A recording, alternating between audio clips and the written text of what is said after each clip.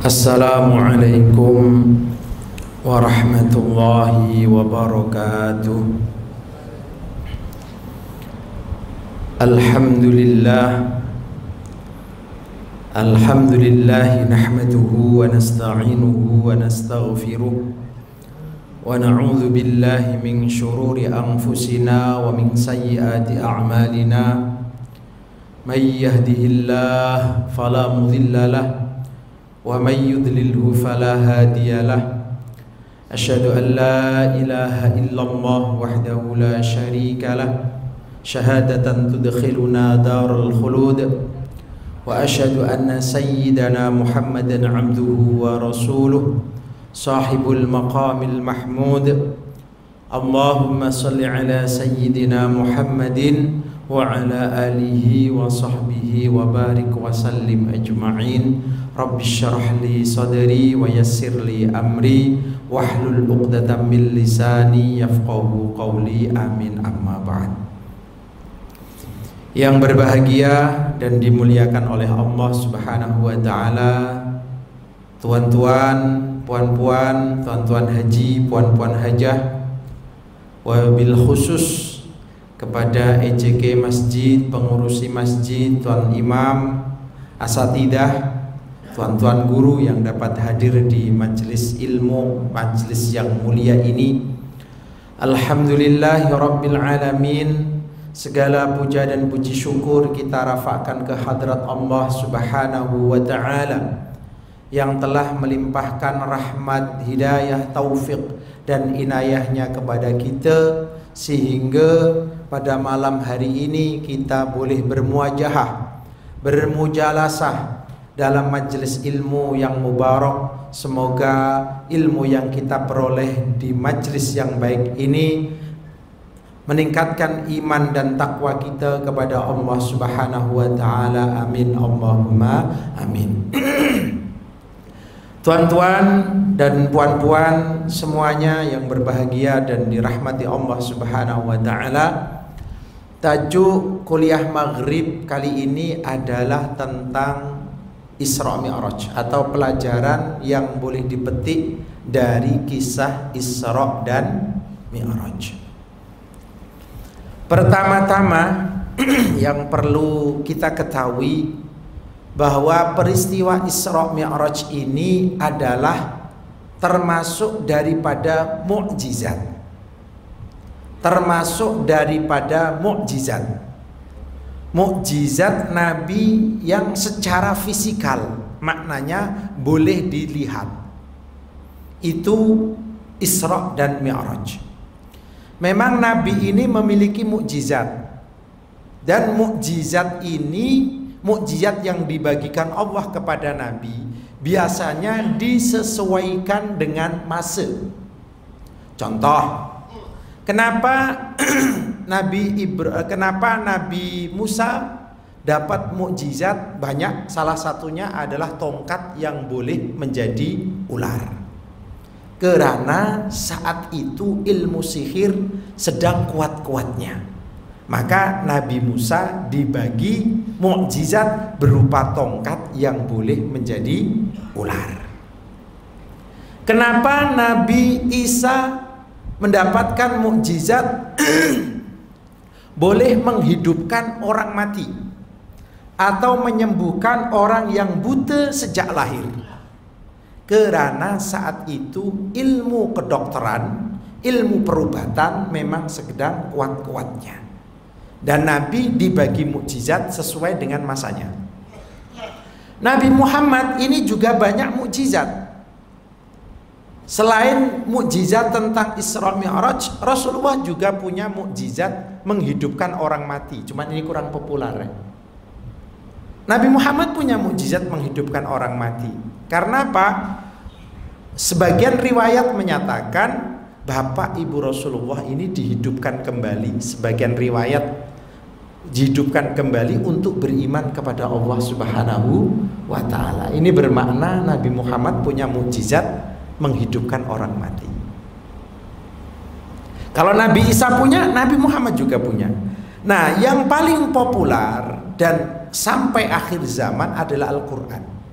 Kenapa kok mukjizatnya Al-Quran secara hikmah? Karena saat itu orang Arab sedang kuat-kuatnya di bidang sastra Arab atau ilmu sihir yang cantik-cantik sesuai dengan ilmu balaghah. Maka Nabi Muhammad dibagi mukjizat Al-Quran yang mengandungi keindahan-keindahan tata bahasa.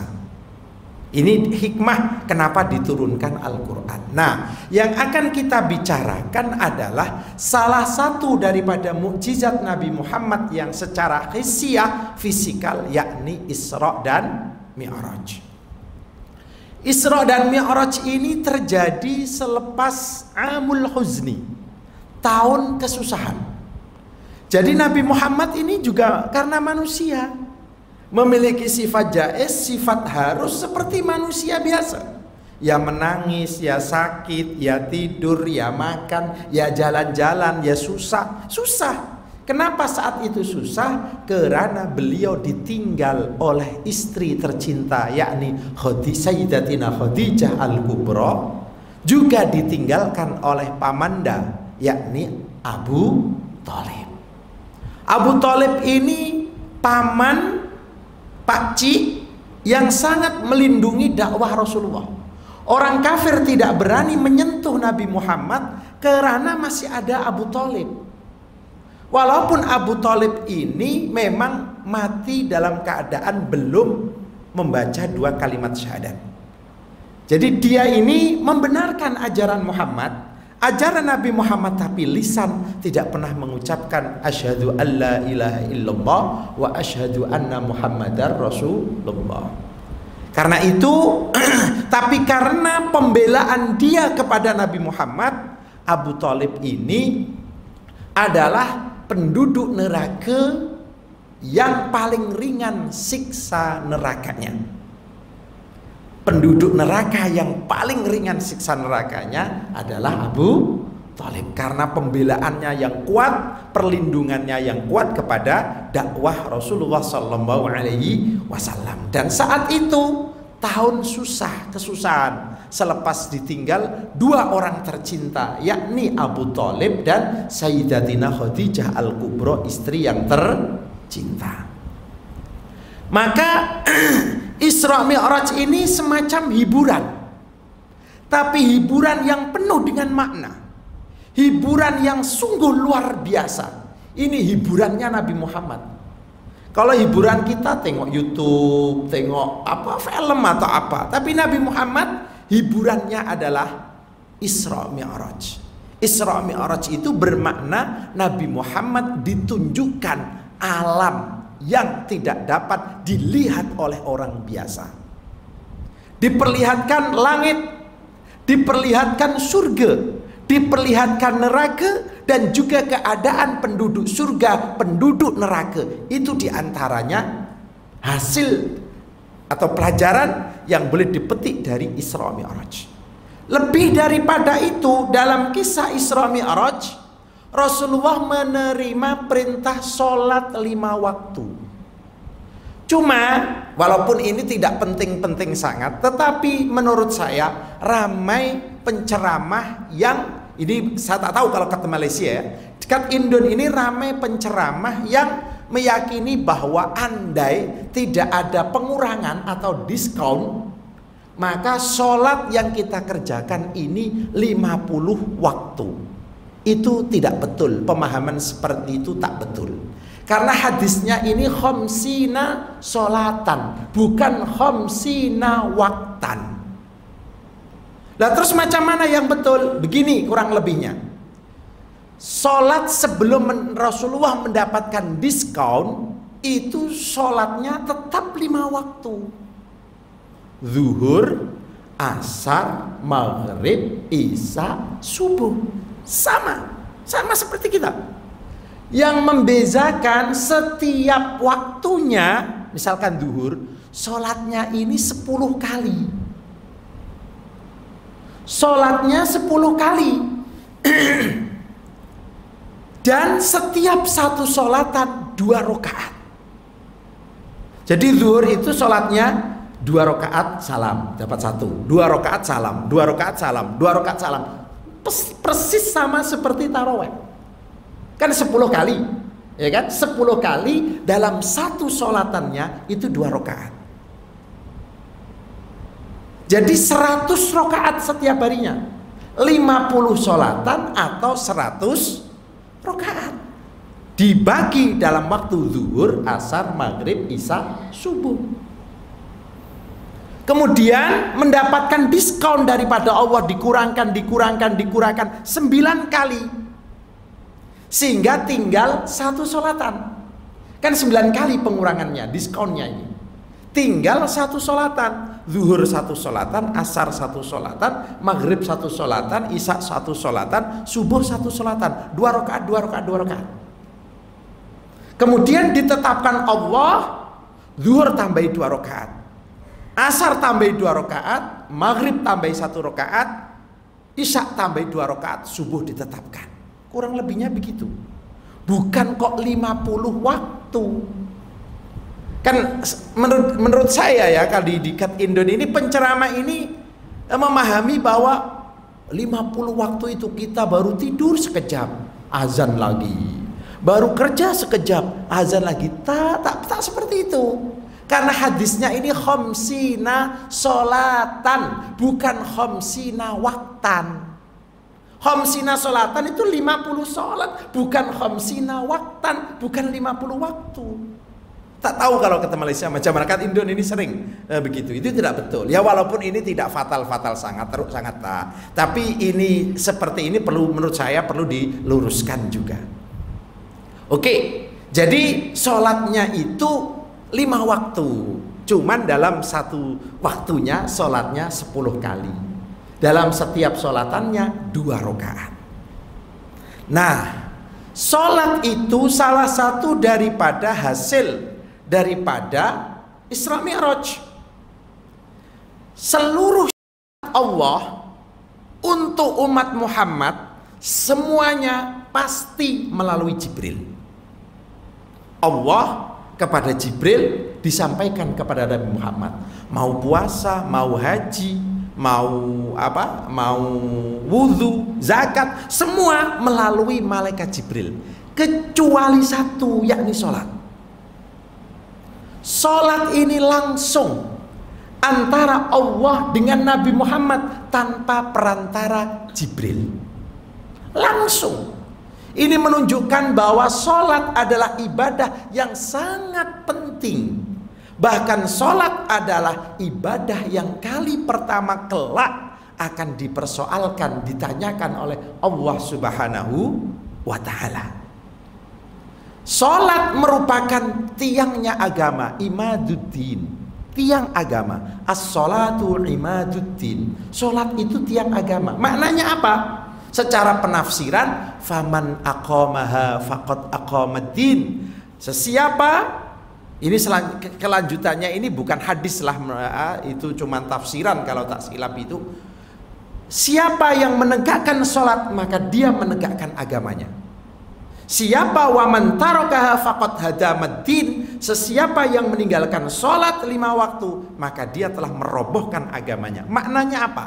Orang yang tidak sholat tidak mungkin hajinya lillahi ta'ala. Orang yang tidak sholat tidak mungkin puasanya lillahi ta'ala. Orang yang tidak sholat tidak mungkin sedekahnya lillahi ta'ala. Orang yang tidak sholat tidak mungkin amal solehnya banyak. Karena apa? Agamanya sudah rusak. Karena dia meninggalkan sholat. Ini kurang lebihnya seperti itu. Baik tuan-tuan dan puan-puan yang berbahagia dan dimuliakan oleh Allah. Lalu apa itu Isra dan Mi'raj? Isra Mi'raj itu terdiri dari 2 kalimat, Isra dan Mi'raj. Isra ini secara makna mudah, senang dipaham. Itu Rasulullah diperjalan malamkan atau perjalanan malam dari Masjidil Haram Mekah menuju ke Baitul Maqdis kat Palestina. Itu Isra. Itu dalam satu malam, tak ada. Kemudian yang disebut dengan Mi'raj, Mi'raj ini kan naik, aroja ya'ruju, urujan, naik naik daripada Baitul Maqdis menuju ke langit ketujuh, ke tempat yang bernama Sidratul Muntaha. Itu namanya Mi'raj. Nah, mengingkari Isra Mi'raj ini hukumnya beza. Mengingkari Isra hukumnya kafir.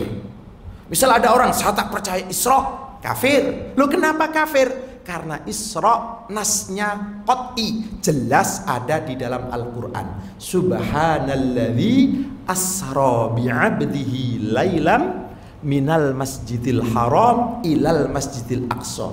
Asra, Isra. Berbeza dengan ingkar dengan Mi'raj. Ingkar dengan Mi'raj hukumnya fasik, tidak sampai jatuh kafir. Kenapa? Karena dalilnya tidak qat'i. Ingkar Isra kafir, ingkar Mi'raj fasik. Ini terkait dengan dalilnya. Lah ini ulama yang membezakan. Kenapa kok dibedakan antara kafir dan fasik? Ini terkait dengan dalil. Dalil Isra ini qat'i, ada dalam Quran, sementara dalil Mi'raj ini dhanni, karena hanya ditetapkan dengan hadis sahih yang ahad. Kalau dalam apa? Dalam ilmu usul fiqh atau ilmu hadis. Oke. Nah, sebelum Isra Mi'raj ini kan peristiwa luar biasa. Rasulullah bertemu langsung dengan Allah. Rasulullah bertemu langsung kepada Allah. Makanya sebelum Isra Mi'raj, Rasulullah ini dibelah dadanya, dicuci oleh malaikat Jibril, diberikan nur, dan seterusnya. Nabi Muhammad ini dibelah dadanya sebanyak 4 kali. Sebanyak 4 kali Nabi Muhammad dibelah dadanya itu, dibersihkan kotoran-kotorannya, diberikan nur dan seterusnya. Pertama, saat beliau berumur 4 tahun setengah atau 4 tahun ya 6 bulan lah, sekitar itu. 4 tahun atau 4 tahun 6 bulan. Beliau dibelah dadanya oleh malaikat. Kemudian saat beliau berumur 10 tahun. Cuman ini ada peristiwa apa saya tak tahu. Yang jelas dalam kitabnya Sayyid Muhammad Alawi Al-Maliki disebutkan yang kedua, dibelah dadanya, dibersihkan dengan air zam-zam. Tapi jangan dibayangkan dibelah seperti dokter membelah perut wanita yang melahirkan sesa, bukan seperti itu. Ya tak tahulah. Umur 10 tahun. Kemudian yang ketiga, saat Nabi Muhammad hendak diangkat menjadi nabi. Umur nubuah, umur 40 tahun. Sebelum diangkat menjadi nabi, dadanya pun dibelah, dicuci dengan air zam-zam. Kemudian yang keempat, sebelum beliau melaksanakan Isra Mi'raj, itu juga dibelah dadanya, dibersihkan hatinya dari kotoran-kotoran, dipenuhi dengan nur 4 kali. Oke. Nabi Muhammad Isra dan Mi'raj ditemani oleh malaikat Jibril. Kendaraan yang dipakai, dinaiki adalah kendaraan hewan buruk. Hewan buruk ini kendaraannya para nabi. Bukan hanya Nabi Muhammad saja yang menaiki buruk. Nabi Ibrahim itu juga pernah naik buruk. Saat beliau diperintahkan Allah mengantarkan Hajar bersama dengan Ismail ke Mekah. Saat itu belum ada Mekah. Jadi kalau ditanya penduduk pertama Mekah itu siapa? Hajar dan Ismail. Ismail masih budak kecil, baby. Diantar karena perintah Allah, diantar ke Mekah. Nah, Nabi Ibrahim tidak di Mekah, dan di Palestina. Macam mana mau tengok anaknya, masa tak ditengok? Istrinya masa tak ditengok? Dalam kitab-kitab sirah disebutkan beliau ketika mengunjungi anak dan istrinya, beliau menaiki kendaraan buruk. Karena buruk ini tidak besar sangat. Ya tidak besar sangat lah, seperti kuda gitulah. Ke atasnya keledai sikit itu. Tapi sekali loncat itu sejauh batas mata memandang. Berapa kilometer itu? Sekali loncat itu hewan buruk. Jadi itu kendaraannya Nabi. Itu buruk. Salah satunya yang mengendarai adalah Nabi kita Muhammad. Oke. Terus kemudian Nabi Muhammad naiklah buruk. Ringkas ceritanya begitu saja, naik buruk. Mula perjalanan dari Mekah menuju ke Baitul Maqdis di Palestina. Itu Nabi Muhammad masih turun 4 kali, tuan-tuan dan puan-puan. Tidak langsung, bukan. Turun 4 kali sholat. Pertama kali turun di Madinah, tapi saat itu belum bernama Madinah. Thaibah. Turun, Muhammad turun. Sholat di sini. Kemudian sholat. Tadi itu kan memang sekejap saja kan, kemudian Nabi Muhammad hijrah ke Madinah kan, tapi itu namanya Thaibah. Nabi Muhammad turun sholat. Malaikat Jibril bertanya, kamu tahu Muhammad ini tempat apa? Saya tak tahu. Ini adalah Thaibah, tempatmu kelak hijrah. Kan memang beberapa bulan Nabi Muhammad hijrah kan? Oke, atau 1 tahun itu hijrah. Kemudian naik lagi kendaraan, turun lagi di Madian. Turun lagi di Madian, sholat lagi. Ditanya lagi, kamu tahu Muhammad ini tempat apa? Tak tahu. Ini adalah tempat pohon pokok, tempat di mana Nabi Musa dulu menyandarkan tubuhnya saat dikejar-kejar oleh tentaranya Raja Firaun. Ketika Nabi Musa pernah membunuh orang, memukul orang, kan lari kan? Lari kemudian berlindung di tubuhnya disandarkan ke pokok. Sholat di sana Nabi Muhammad. Naik lagi, turun lagi di Bukit Turi Sina atau Turi Saina, tempat munajatnya Nabi Musa. Turun sholat. Tempat apa ini Jibril? Ini adalah Turi Sina atau Turi Saina, tempat munajatnya Nabi Musa. Naik lagi, turun lagi di satu tempat sholat. Tempat apa itu? Tanyakan oleh Nabi Muhammad atau malaikat Jibril yang bertanya. Ini adalah Baitul Lahmin atau Bethlehem, tempat lahirnya Isa alaihis salam. Sholat 4 kali. Kemudian dalam perjalanannya itu banyak kejadian peristiwa-peristiwa aneh, horib. Salah satunya Nabi Muhammad mencium bau wangi. Kemudian ditanyakan kepada Jibril, bau siapa ini? Jibril, ini adalah baunya Masyitoh. Siapa Masyitoh? Masyitoh adalah tukang sisir yang bekerja pada Fir'aun, yang dibunuh oleh Fir'aun, dimasukkan ke dalam api yang dimasak, yang sudah matang itu airnya sudah mendidih.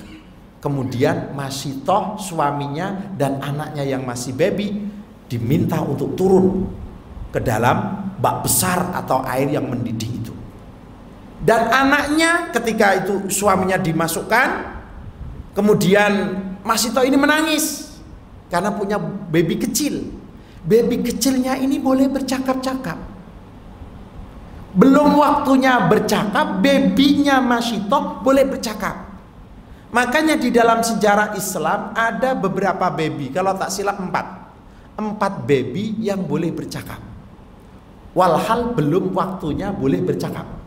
1, babynya Masyitoh. 2, baby yang bersaksi ketika Nabi Yusuf alaihissalam digoda oleh Zalikha. Yang Fusha itu Zalikha, bukan Zulaikha. Ya tak silap lah, tapi yang Fusha itu bacanya Zalikha. Itu digoda, mau diajak untuk wama-wama. Wama-wama itu apa? Berzina lah, berzina. Kemudian siapa? Tak ada saksi. Yang bersaksi adalah baby kecil yang belum boleh bercakap-cakap, tapi baby ini boleh bercakap.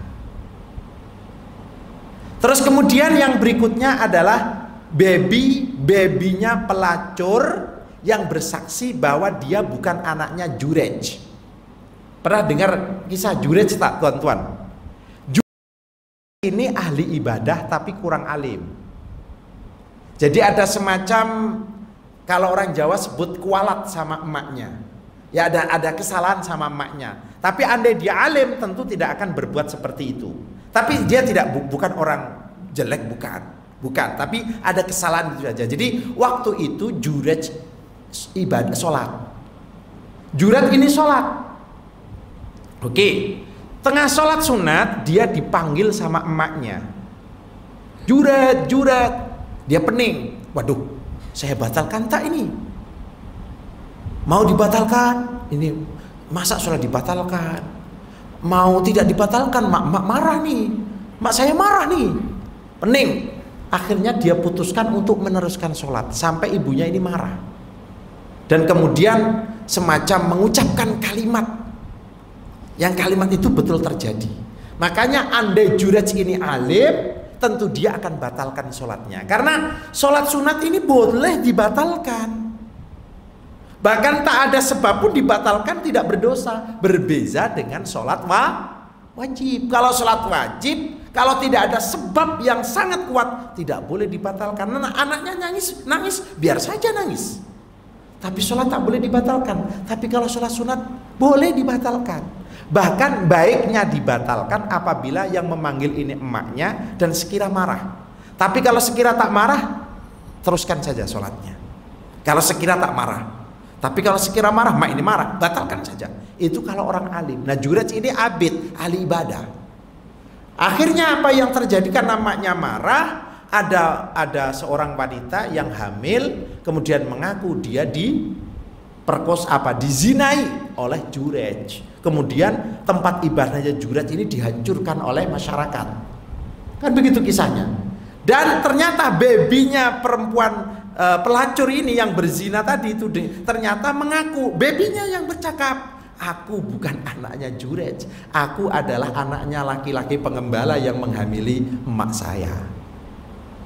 Itu baby kecil yang boleh bercakap-cakap. Itu kisahnya Jurej. Populer lah kisah Jurej ini ya. Oke. Kemudian ringkas cerita, Nabi Muhammad sampailah ke Baitul Maqdis di Palestina. Di sana Buraq diikatkan di depan di masjid lah, begitu saja, di depan masjid, halaman masjid. Terus kemudian beliau sholat. Tiba-tiba ketika sholat, di belakangnya ini ramai manusia, dan mereka adalah para nabi dan para rasul. Coba bayangkan, nabi dan rasul kan sudah wafat, tapi kenapa kok bukan hidup lagi? Karena memang al-anbiya'u ahya'un fi quburihim yusallun. Para nabi itu hidup di dalam alam kuburnya, mereka sholat. Jadi mereka secara alam jasad memang sudah wafat, tapi secara alam ruh belum wafat. Terbukti saat Nabi Muhammad sholat di Baitul Maqdis, di belakangnya ini ramai sekali para nabi, para rasul, dan semua memuji Nabi Muhammad. Semua memuji Nabi Muhammad. Selepas itu Nabi Muhammad ditawari susu dan khamr. Air susu dan khamr. Alhamdulillah Nabi Muhammad memilih susu. Makanya kalau Isra Mi'raj biasanya beberapa kiai ini buat susu tafaulan. Susu itu melambangkan kesucian. Malaikat Jibril mengatakan, selamat kau Muhammad. Kurang lebihnya begitu. Andai kau pilih khamr, maka umatmu menjadi umat yang sulit dinasehati. Makanya orang yang suka minum khamr itu kalau dinasehati agak sulit. Nah, gitu. Nabi Muhammad memilih susu. Oke. Selepas itu naik. Nah, kan ini mi'rajnya. Kenapa kok mi'rajnya di Baitul Maqdis? Baitul Maqdis itu ada sokhro, batu besar. Tapi bukan batu besar melayang, bukan ya. Memang ada batu besar, katanya itu adalah lapisan bumi yang paling berhampiran dengan langit. Itu sokhro, batu besar di Masjidil Aqsa. Sekali lagi, bukan batu yang katanya terbang, itu bukan itu. Ada kisah katanya Nabi Muhammad ketika naik batu itu mau ikut, ya nak ikut, tidak ada. Kisah itu dusta, tak ada kisah seperti itu. Itu cerita dusta, maudhu', sudah dijelaskan oleh ulama kita. Itu memang ada sokhro batu di Masjidil Aqsa. Nah di situ Nabi Muhammad naik. Ringkas cerita, Nabi Muhammad naik dan naik bersama dengan Jibril. Ringkas ceritanya bertemu dengan beberapa nabi. ada Ibrahim, ada Musa, Idris, Isa, dan seterusnya. Ini sama. Kalau Nabi Isa sepakat masih hidup. Tapi kenapa ada Nabi Ibrahim, Nabi Musa yang sudah wafat secara alam jasad? Nah, sekali lagi, bahkan ini boleh bercakap-cakap dan mendoakan. Ya kan? Bercakap-cakap dan mendoakan Nabi Muhammad. Nabi yang sudah mati, sudah wafat pun boleh mendoakan. Secara alam jasad wafat, tapi secara ruh belum terbukti. Mereka dinaikkan Allah untuk menyambut, memuliakan Isra Mi'rajnya Rasulullah Sallallahu Alaihi Wasallam. Dan memang di antara nabi yang ada, yang paling kacak, paling handsome itu Nabi Yusuf, kan begitu. Cuman sedikit saya sampaikan. Berarti Nabi Yusuf dan Nabi Muhammad handsome mana? Wah, ada pertanyaannya kan begitu. Katanya Nabi Yusuf ini setengah jagat, setengah dunia ini handsome-nya dimiliki Nabi Yusuf. Yang setengahnya lagi direbutkan saya dan tuan-tuan. Makanya tidak handsome, tidak ada yang handsome karena sikit-sikit itu kan begitu. Nah, katanya Nabi Muhammad itu memiliki ketampanan atau handsome itu tadi selain yang direbutkan kita dan Nabi Yusuf. Nabi Muhammad ini kalau di hadapan orang yang handsome, Nabi Muhammad ada di atasnya sedikit. Tapi kalau orangnya kurang handsome, Nabi Muhammad handsome tapi tak sama, tak jauh sangat. Ini diantara mukjizat atau kelebihannya Nabi Muhammad. Makanya handsome-nya Nabi Yusuf ini membuat fitnah. Terbukti ketika dia lalu di hadapan wanita, di hadapan para wanita Mesir, tangannya teriris-iris, tidak merasakan. Coba bayangkan, tangannya teriris-iris, tengok lelaki handsome tidak terasa. Tapi Nabi Muhammad kan tidak membuat fitnah ketampanannya. Itu bezanya. Makanya saya itu sering membuat contoh wanita Mesir yang tangannya teriris-iris dan tidak merasakan sakit untuk saya buat sekedar contoh. Nikmat paling besar di surga itu bukan mendapatkan bidadari. Ustadz kita ini kadang-kadang kalau cerita, wah nanti di surga dapat bidadari. Nah, yang puan-puan marah, saya dapat apa? Bidadara. Gitu.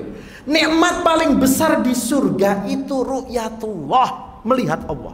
Itu nikmat paling agung, paling besar. Betul itu, paling besar melihat Allah. Sampai dibayangkan, dibuat gambaran, andai Allah ini tajalli. Dalam bahasa mudahnya itu memperlihatkan diri di hadapan penduduk neraka. Siksa neraka ini tak boleh dibayangkan, tuan-tuan. Paling ringan-ringannya siksa neraka adalah manusia dipakaikan selepa. Selepa itu terbuat dari api. Saking panasnya bukan hanya kaki yang melepuh, tapi otak ini mendidih. Itu paling ringan. Ahwanu ahlin nar adzaban. Itu seperti itu. Dan andai itu dahsyatnya seperti apa siksa itu. Tapi andai Allah ini andai tajalli memperlihatkan diri di hadapan penduduk neraka, maka penduduk neraka tidak akan merasakan sakitnya siksa neraka karena kalah dengan nikmatnya mata melihat Allah. Jadi kalau kita cerita tentang nikmat surga, ceritakan bahwa nikmat paling besar di surga adalah melihat Allah. Dan itu nanti terpulang daripada kita sendiri, tuan-tuan. Kalau kita rajin beramal solih, maka kita akan melihat Allah lagi lama. Tapi kalau amal solihnya agak kurang, ya sekejap-sekejap aja lah. Dan kalau sekejap itu nanti susah. Ya Allah, mau tengok lagi. Ya, seperti dulu misalkan tuan-tuan tengok calon istrinya. Kan begitu, maunya yang lama. Kan begitu tengoknya.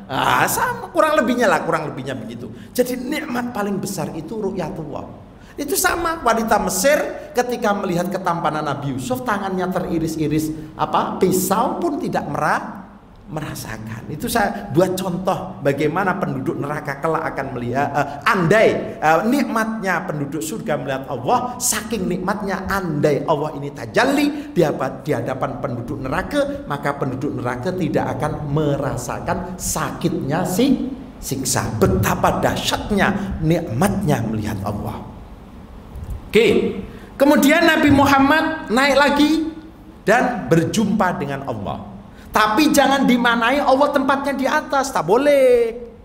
Tidak boleh dimanai seperti itu. Di atas sana Nabi Muhammad ke tempat makanuhu, tempat di mana hijab beliau dibuka dan melihat Allah.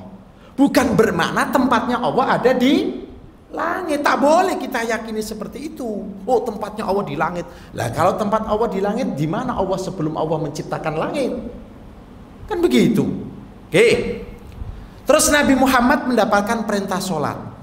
Itu sebelumnya ada Nabi Muhammad diperlihatkan surga, neraka dan lain-lain. Tapi ini ringkas saja karena waktunya anak habis, ini sudah mau habis.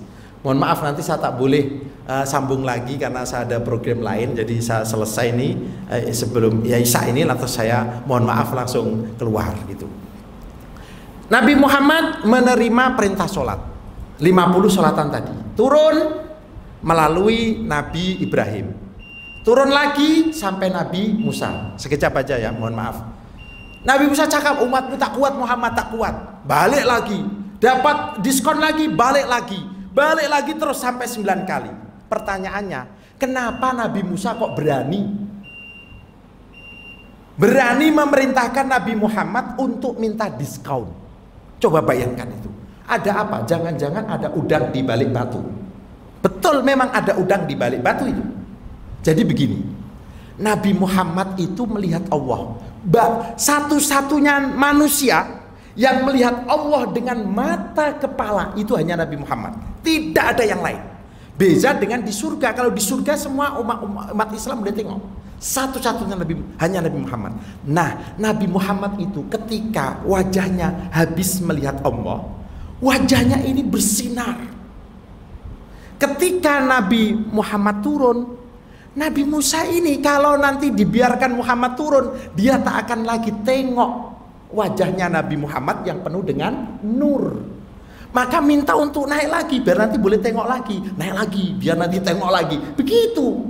Jadi ada udang di balik batu, bukan begitu. Jadi bukan karena kok perintah-perintah, bukan. Tapi karena ingin nak menikmati wajah Muhammad yang habis melihat Allah yang penuh dengan nur. Itu dimaksudkan oleh Nabi Musa. Itu yang dikisahkan oleh Sayyid Muhammad Alwi Al-Maliki. Kurang lebihnya seperti itu. Ya itulah, ada udang di balik batu. Sampai akhirnya turun, dan seperti yang kita ketahui, kita diwajibkan sholat seperti saat ini. Oke, mohon maaf tuan-tuan, ini sedikit saja yang boleh saya sampaikan karena saya masih ada program. Kalau biasanya azan dulu, lepas itu sambung sedikit kan. Tapi untuk kali ini mohon maaf, ini saya tidak boleh lanjutkan. Saya cukupkan sampai sini. Semoga sekelumit tentang Isra Mi'raj yang saya sampaikan ini ada manfaat dan ada barokahnya, menambah keimanan dan ketakwaan kita kepada Allah Subhanahu wa taala. Amin Allahumma amin. Kita tutup majelis ini dengan membaca suratul Fatihah sebagai tawassul atau wasilah. Semoga hajat-hajat kita dikabulkan oleh Allah Subhanahu wa taala. Kita diberikan keselamatan dunia akhirat, kita diberikan kesehatan, umur yang panjang, barokah, manfaat, rezeki yang luas, halal thayyiban, dimudahkan segala urusan, diberikan keluarga yang sakinah mawaddah warahmah, diberikan keturunan putra putri cucu-cucu yang soleh dan soleha, diwafatkan dalam keadaan husnul khatimah, masuk surga bersama orang-orang yang kita cinta, keluarga kita. Amin Allahumma amin bi barakatil Fatihah. A'udzu billahi minasyaitonir rajim. Bismillahirrahmanirrahim. Alhamdulillahirabbil alamin. Arrahmanir rahim. Maliki yaumiddin. Iyyaka na'budu wa iyyaka nasta'in. Ihdinas siratal mustaqim. Siratal ladzina an'amta 'alaihim ghairil maghdubi 'alaihim waladdallin. Amin. Demikian daripada saya. Mohon maaf apabila ada kesilapan dan kekurangan. Wabillahi taufik wal hidayah. Wassalamualaikum warahmatullahi wabarakatuh.